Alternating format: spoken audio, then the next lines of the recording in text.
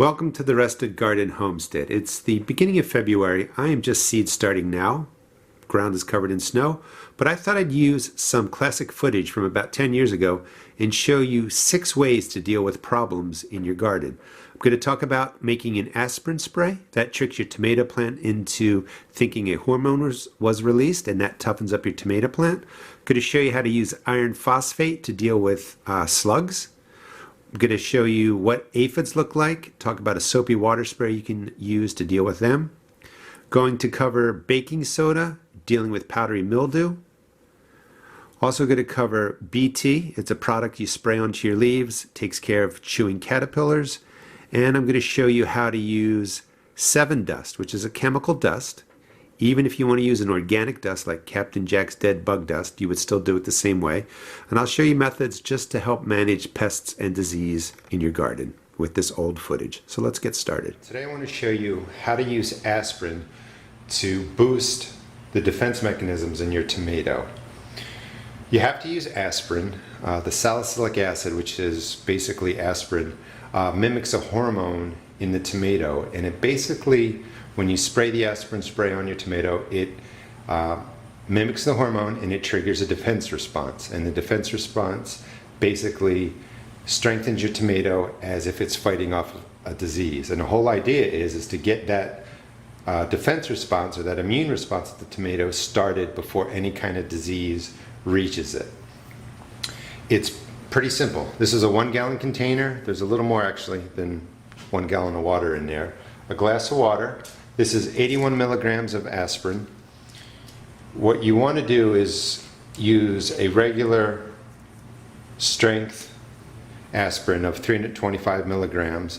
If you don't have that, you can use 4 81 milligrams, but you're basically getting 320 plus milligrams into 1 gallon of water. These aspirins have a coating. If you can find aspirin without a coating, it makes it dissolve a little bit easier. But basically take 4 81 milligram tablets or 1 325 milligram tablet, drop it into the water, let it dissolve, and once it's dissolved, pour that into your sprayer. There is some residue left in here. I don't have any more water, but you'd add some water and make sure you get all the aspirin in the tank. Once it's done, shake it up, and you basically go outside and 2 or 3 times a month spray your tomato. It will toughen up the tomato.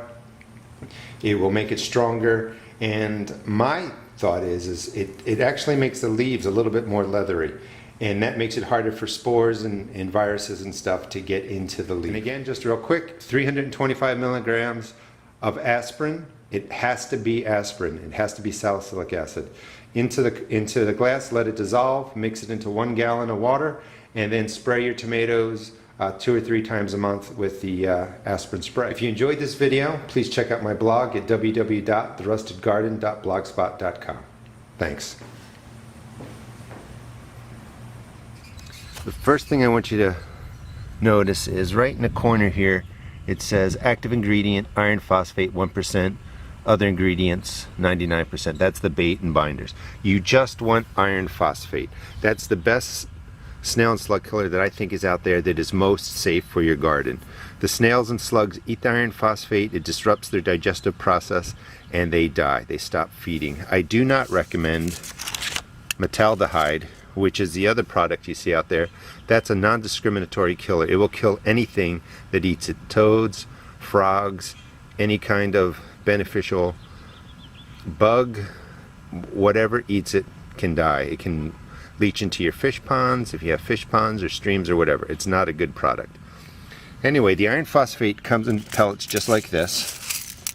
You don't pile this, you just scatter it around, scatter it through your garden, and you can see little bits of the iron phosphate throughout the garden. And the way you use it is you scatter it around your whole garden, and it's St. Patrick's Day here, March 17th. I'm putting out the pellets now, and in 2 weeks I'll do it again. There's not much in my garden to eat, so when the snails and slugs come out on a warm day, a warm night, they're going to find these pellets, they're going to eat them, and in a couple of days they'll die. I'm going to show you how to identify the cabbage worm or cabbage looper. These are plants that I grew from seed in a cup, and you can see holes in them.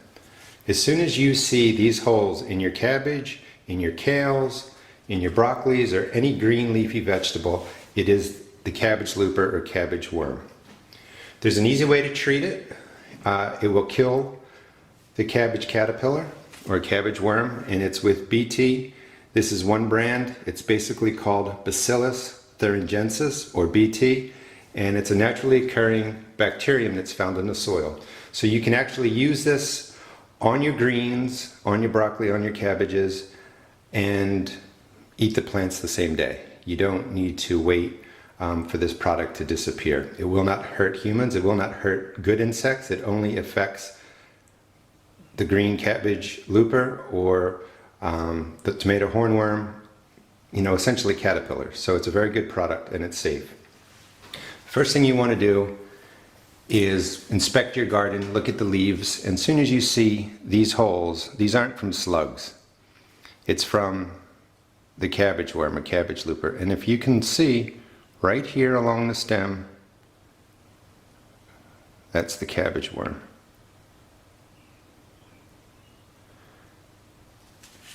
And then on this plant, I had to look around for it. It's the same thing. You have holes in here, and when you look on the underside, you can see right at the top of my thumb the cabbage worm.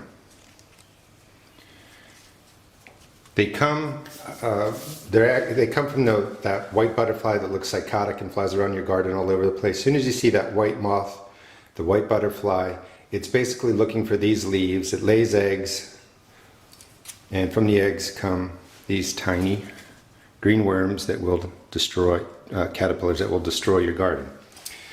To prepare the BT, you want to purchase a 1 gallon sprayer.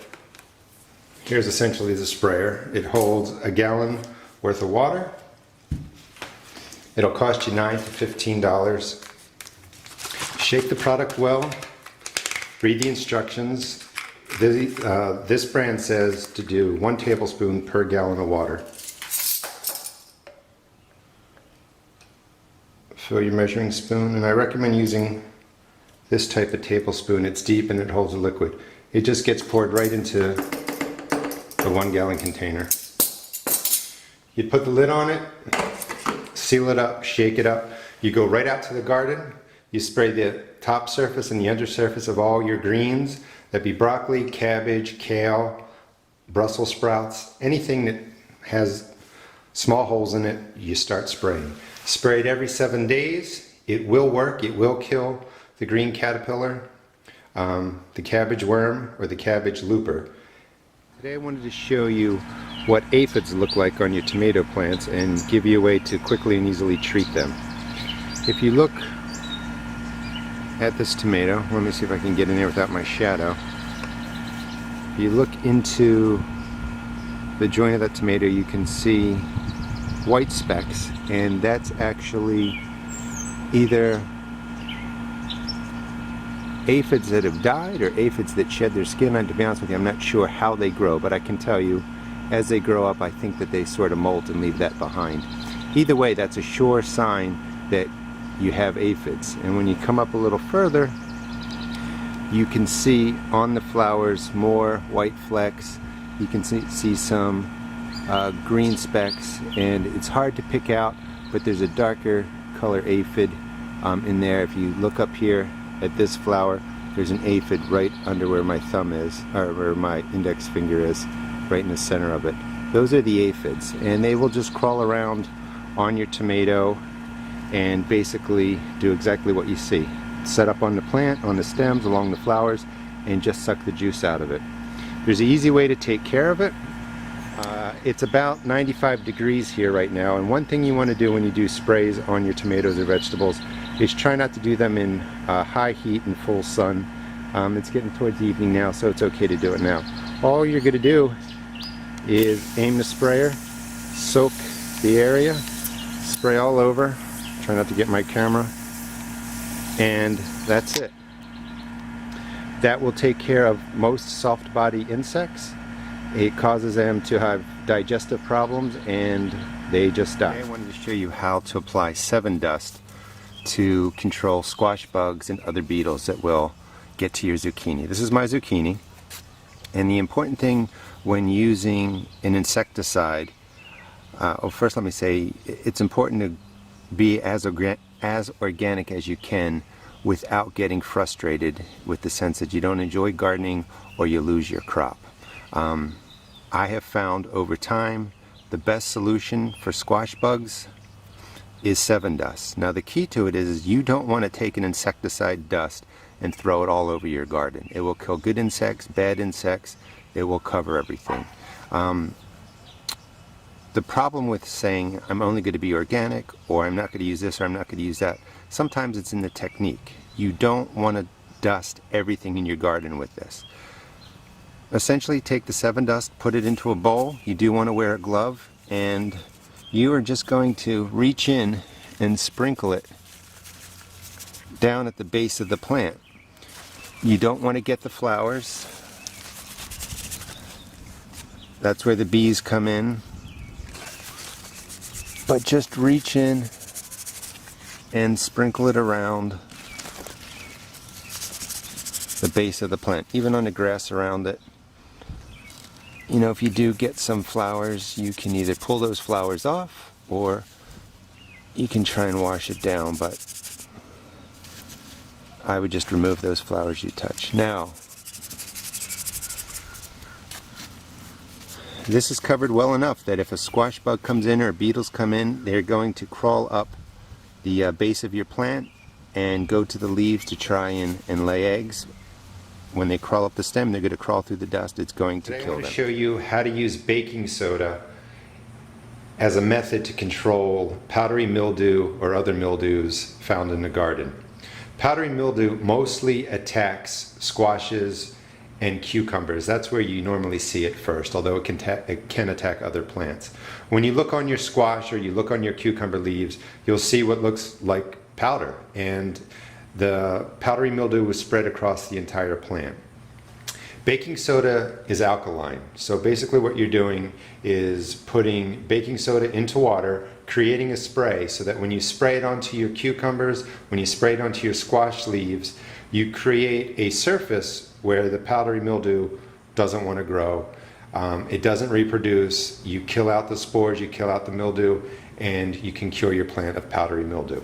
It's also best to use this preventatively. Of course, if you see it, you know, make up the spray, spray the cucumbers, spray the squash, spray the zucchini, and really soak the plant and take care of the powdery mildew. But you want to start spraying, you know, about a week or two before powdery mildew season hits your area, and that's usually June or July when it starts getting hot and humid. So basically what you do to create your baking soda spray for powdery mildew and other mildews is get plain old baking soda.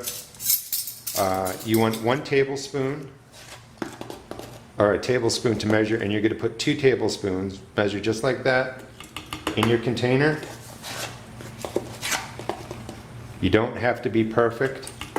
Always test spray. I've already been using 2 tablespoons, and I actually had to spray a perennial plant that got powdery mildew last week. But I did spray my tomatoes on a test spray, and you're just checking to make sure your spray doesn't damage your plants. But please check it out, don't take my word for it. So 2 tablespoons of baking soda into 1 gallon of water.